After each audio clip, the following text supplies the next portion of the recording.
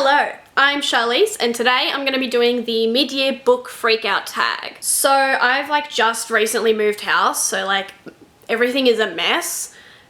You can't tell, but I'm still setting everything up, and yeah, I also have a Sony a7 III camera, which is amazing, but I haven't had it for a year and a half. No, nearly 2 years I haven't had that camera because I got arrested with it and they took it and they still haven't given it back, even though my court case is done.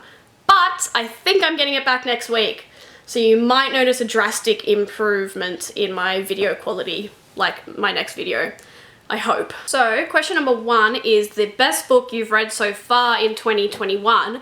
And I actually had an answer in my mind for this, and then I checked, and it was actually the last book that I read in 2020, so it's actually my #1 favorite book of 2020, and I still plan to make a video for that. I know it's July, but I'm gonna do it anyway. I hope that's okay with you.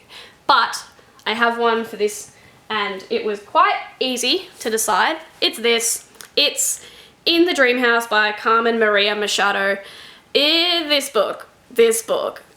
This is a memoir. This is basically just a story about an abusive relationship, an abusive lesbian relationship specifically, and just the way this is portrayed is so interesting, and some of the ideas brought up about just trying not to not to make lesbians look bad by accusing your lesbian girlfriend of being an abuser.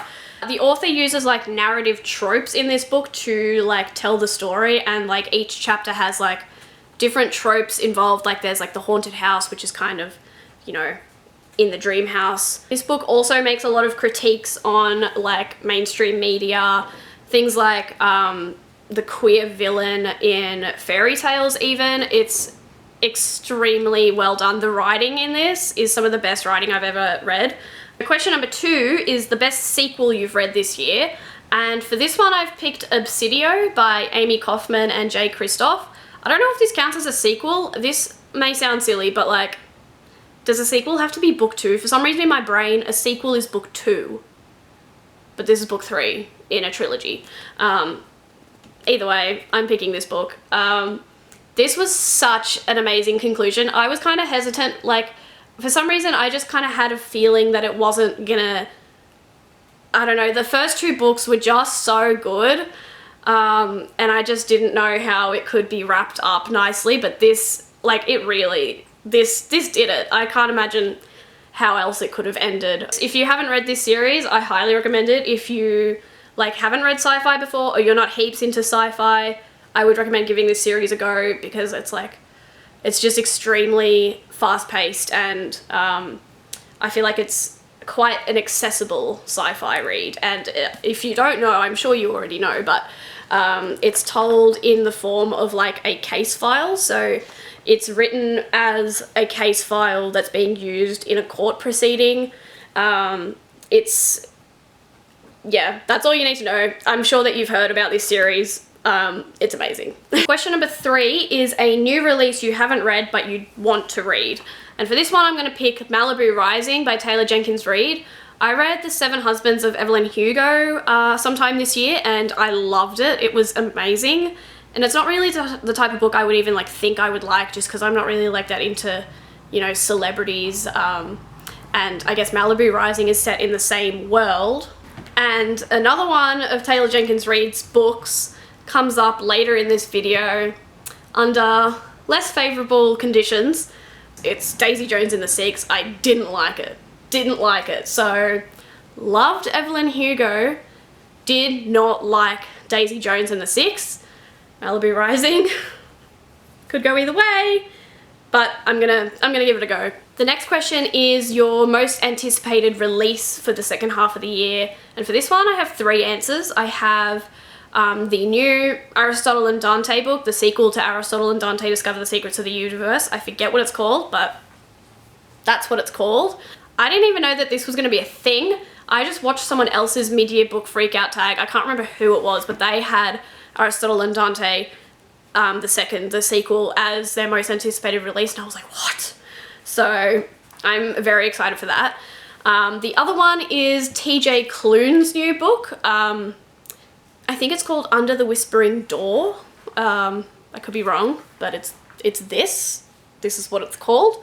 And I think I've heard people say that it is a similar sort of vibe to The House in the Cerulean Sea, which is another one of my favorites of this year so far. So I'm very excited for that. And then the other one is Nothing But Blackened Teeth, and I can't remember who this is by, but I remember someone reading an arc of it, and again, I can't remember who, but just like, it just sounded really good. And it's coming out in October. So I'm pretty excited for that, because I do want to get more into horror, because I do like horror, I just don't read very much of it for some reason. Next question is your most disappointing read for the year, and I have 3 for this one. The first one is Daisy Jones and the Six, which I've already mentioned, by Taylor Jenkins Reid. I don't know why, I just didn't care. I listened to it on audiobook and I just didn't care about any of the characters. I couldn't even pay attention. I don't know why. And the next one is Never Let Me Go by Kazuo Ishiguro. And I really enjoyed this at the start, and I really liked the concept. I think it was just the writing style didn't really work for me. I don't really know, I found it quite boring, and I feel like it could have gone so much further, it could have done so much more with the concept than it did. And the third book is They Both Die at the End, and I can't remember who this is by either. This is really bad on my part, I'm sorry. I don't have any internet here, so it's not easy for me to look things up. So, but They Both Die at the End was quite hyped, and I really thought I'd love it, but I just, again, didn't care. Hello, it's me from the future. I forgot to answer one question. There's another question I didn't answer because I just didn't have an answer. The one that I didn't answer because I didn't have an answer was your favorite book to movie adaptation that you've watched, and I just don't think I've seen any this year. It's just not my thing, I suppose. So we're skipping that one. And then the other one was your most surprising read so far this year, and that would be Lolita by Vladimir, however you say his last name. I just am not that interested in classics and haven't read a whole lot, and find it hard to focus on them, find it really hard to read dense kind of books, but this one I really, really enjoyed. And I think I gave it 5 stars, so that's definitely my most surprising read so far. Next question is your favourite new author this year, and I'm taking that to mean an author that I read for the first time this year, and for that I am picking Alice Oseman. Oh my god. Radio Silence. The main character in this is me. The main character in this book is me. And then, you know, Heartstopper, obviously. I haven't read anything else other than Radio Silence and the 4 volumes of Heartstopper, because I mostly read audiobooks, listen to audiobooks, and the others, actually Loveless is on audiobook, but the others I can't find on audiobook, so I will listen to Loveless soon, but other than that I'm going to have to slowly get to the physical books of the others, because it takes me a long time to read physical books, basically.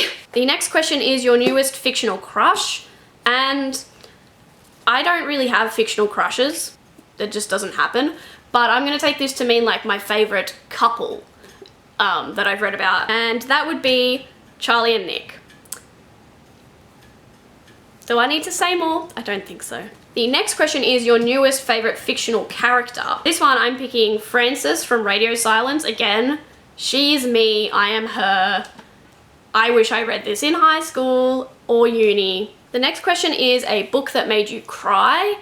And I don't think any books have made me cry this year. I don't cry because I'm mentally ill.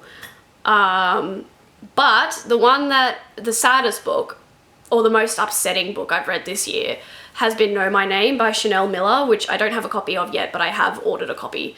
That book was amazing. That was, when I started reading that book, I say reading, I listen to most of my books, and people always say, oh, you can't really call that reading, which I disagree with, and I think it's ableist, but that's besides the point.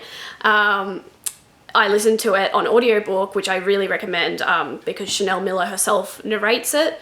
And it was like, I listened to like the first few chapters, and it's like, I already knew this book was going to be a 5-star book. I was like, I may as well just like rate this 5 stars already before I even finish it. It was amazing and, oh, like gut-wrenching. It's just, yeah, it's a very necessary read, I think, and also probably one of my favorite books this year. And I didn't really know much about the Brock Turner case going into it, which I think, like, reading people's reviews, like the negative reviews are ones that say it's repetitive, and for me that was fine because I didn't know anything about the case, so like I didn't find it repetitive at all. So yeah, I very much highly recommend that book. The next one, I'm actually going to combine the next 2 questions because I've picked the same book. So the first question is a happy book you've read this year, and then the next one is the prettiest book you've bought this year. And that would be The House in the Cerulean Sea by TJ Klune. This just like, it's perfect. It's just like, if I cried of happiness, maybe I got closer to crying in this actually than the sad books, because it just like crying of happiness and just like, oh my God, like, oh, you know what, maybe one of my new favorite characters is also Lucy from this book. This is amazing, and I also just love the cover. And the last question is a book you want to read by the end of the year, and for this one I'm going to pick the rest of the Poppy War series by R.F. Kuang. I've read the second book as well, so I just need to read the last one. So, and yeah, I find fantasy very difficult. I can't really make myself concentrate on fantasy. I don't know why. I don't know if it's just that I can't.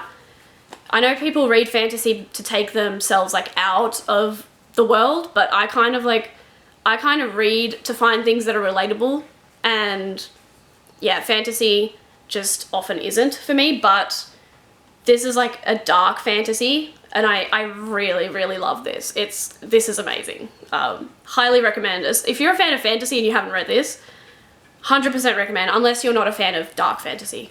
Okay, that is all the questions. I will leave a link to the creators of the tag down below. I think there's 2 creators. The original video is just privated, and I will leave all the questions down below if you want to do this tag. Bye. See ya!